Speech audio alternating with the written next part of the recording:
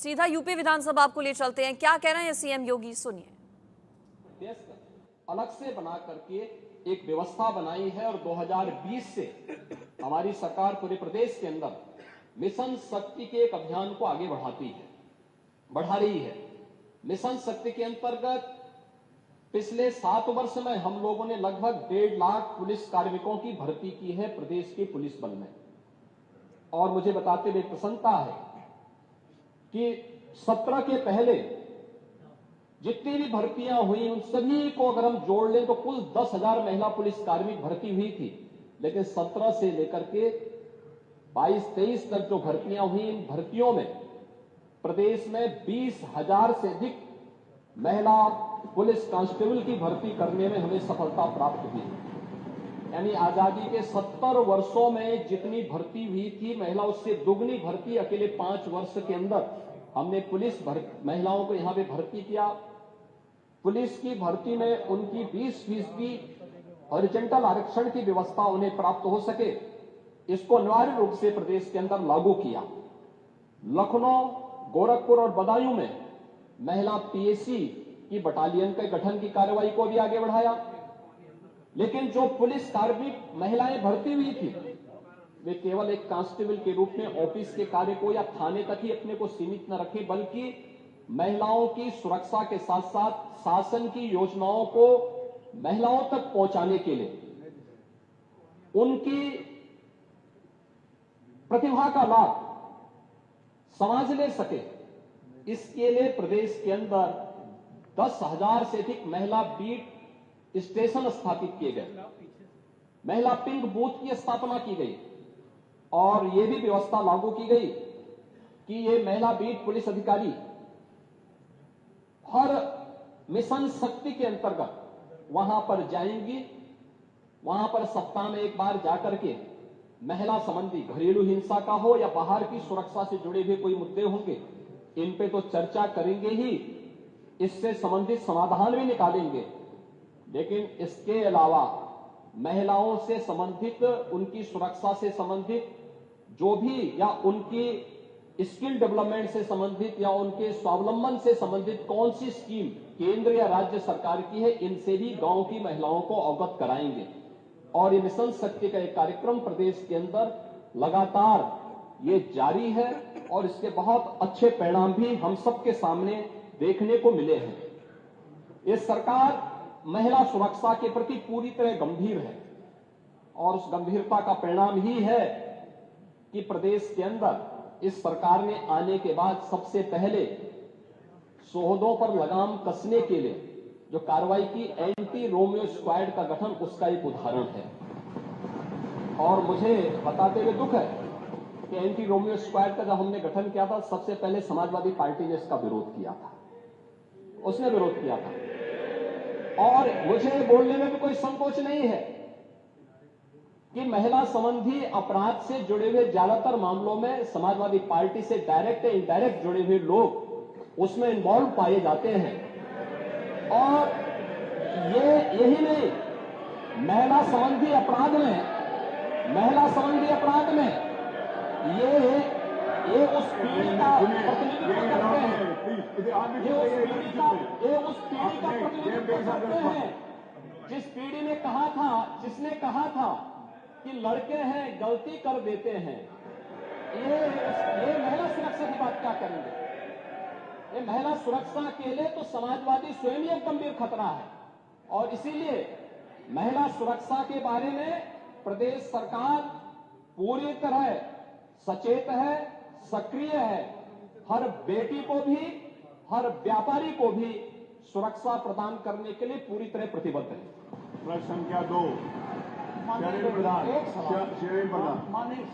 माननीय मुख्यमंत्री जी, आपने बताया इतने को हमने दंडित कराया, तो क्या पूछा गया था कुल कितने घटनाएं हुई? तो जो दंडित हो जाते हैं कोर्ट से, उन्हीं को आप घटना मानते हैं कि जो घटनाएं घटती हैं उनको भी घटना मानते हैं? यह स्पष्ट कर दें, कुल कितनी घटनाएं घटित? आपने नेता प्रतिपक्ष, मैं आपका सम्मान करता हूं और आप 2 बार इस सामान्य सदन के अध्यक्ष के रूप में अपनी सेवाएं दिए हैं और आपने पहला प्रश्न किया है आज यहाँ पर। पहले तो आपके चयन के लिए मैं आपको बधाई देता हूं और ठीक है, अलग विषय है कि आपने चचा को गच्चा दे ही दिया। चचा बेचारा हमेशा ही ऐसे ही मार खाता है, उनकी नियति ही ऐसी है, क्योंकि भतीजा हमेशा भयभीत रहता है। लेकिन आप इस सदन के एक वरिष्ठतम सदस्यों में से हैं, आपका मैं सम्मान करता हूं। मैंने आपको पहले भी बताया कि 24,000 जो महिला संबंधी अपराध थे प्रदेश के अंदर 2016 में, अगर हम देखेंगे तो बलात्कार की जो घटनाएं घटित हुई थी वह 1838 हुई थी। लेकिन अगर मैं 24 के अंदर की घटना बताता हूं, इनकी संख्या है 1373। और मुझे लगता है ये घटनाएं बताती है 25% से अधिक की कमी इस बारे में बताती है कि अपराधी आबादी तो बढ़ी होगी इस दौरान, और आबादी बढ़ने के क्रम में अपराध कम हो रहा है, नियंत्रित हो रहा है। लेकिन जो मैंने कहा, महिला संबंधी अपराध दोनों प्रकार के होते हैं, घर के अंदर भी होते हैं और घर के बाहर भी होते हैं। दोनों के लिए सरकार ने उस प्रकार की सेवाएं भी उपलब्ध की हैं। घरेलू हिंसा से संबंधित मामलों में 181 की सेवा है।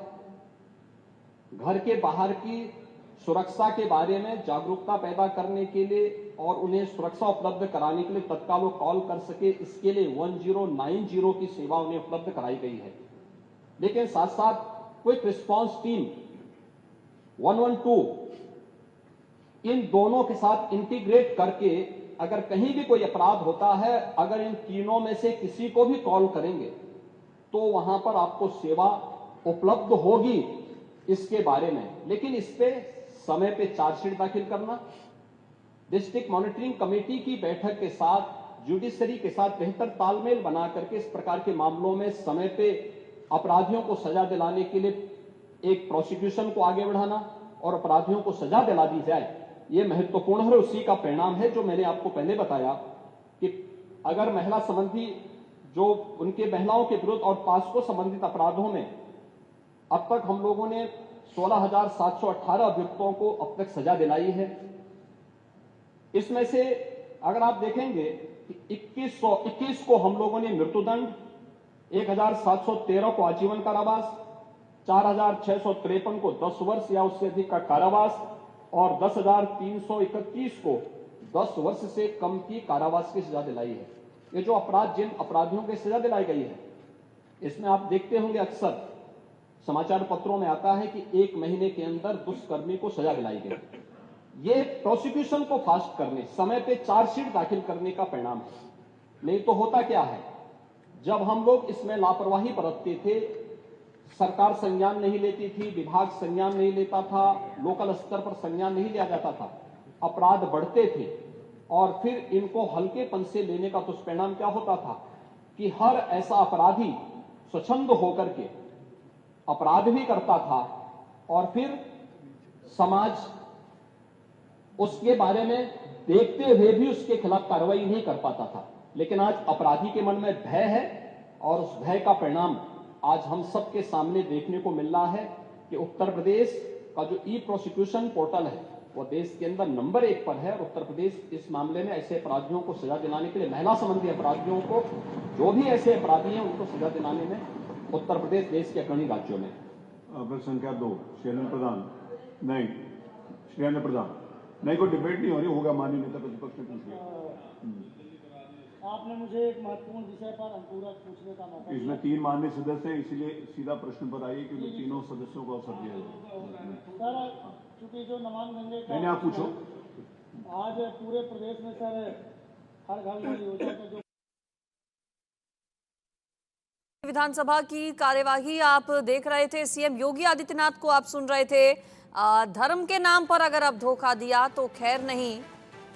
सीएम योगी की ओर से बताया गया कि महिला सुरक्षा को लेकर सरकार किस तरह से काम कर रही है, पूरी तरह से प्रतिबद्ध है, महिला सम्मान के लिए सरकार प्रतिबद्ध है, सीएम योगी ने कहा। सीएम योगी ने समाजवादी पार्टी पर भी इस दौरान निशाना साधा। महिला अपराध में एसपी के लोग पाए जाते हैं, एक बयान का भी जिक्र किया सीएम योगी ने, जो कि दिया गया था मुलायम सिंह यादव की ओर से कई साल पहले। मिशन शक्ति से तेज कार्रवाई हो रही है, योगी ने कहा। महिलाओं के खिलाफ अपराध जो होते हैं उनमें कार्रवाई तेज की गई है हमारी सरकार ने।